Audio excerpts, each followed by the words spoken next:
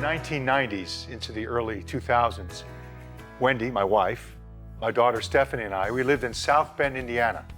I was a pastor. What we used to do, we used to go into Washington, D.C. all the time. On one particular visit, we went to the Ford's Theater and we saw a reenactment of the assassination of Abraham Lincoln. That was significant. It really reached me. It affected us. All the way back, it took about 12 hours to get back from D.C. to South Bend. We read up on Abraham Lincoln. And we learned a lot about him. You know, he was a pragmatist. He was a lawyer from Illinois. He was a save the Union. He was into, I don't want the nation to break up. He was a pragmatist. He wasn't emotional about slavery necessarily. He was what you might call a nominal Christian, what we might call. But in the office, particularly through suffering, do you know that every soldier that died was an American soldier? And he felt every single one. And you can see pictures of him from the early part of his presidency to the end. He aged like no other president. Aged, this man aged. Well, here he is as president, and he's having a change of heart. He's seeing that his goal to save the nation had another side to the same coin, if you will.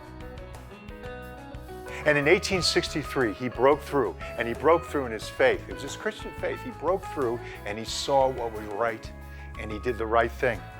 In 1863, he did the Emancipation Proclamation. He freed every slave. Every slave. The war wasn't won, but a great victory had come because our president, if you will, agreed with God. It was wrong. And there was victory before there was victory. And of course, the war was won.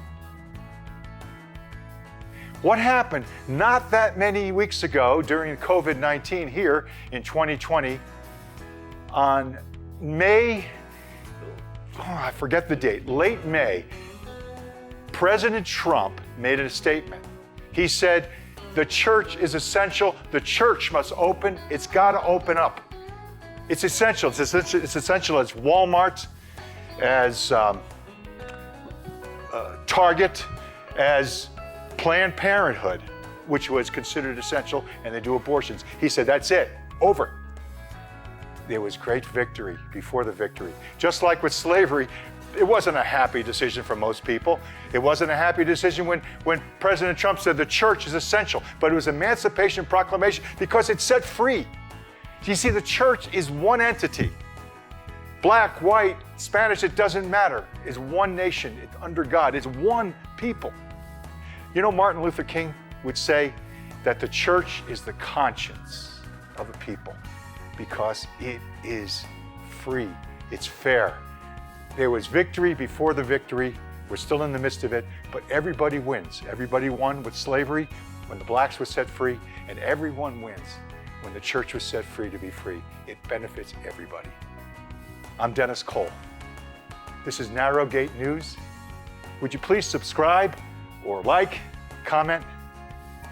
Thank you, and God bless you.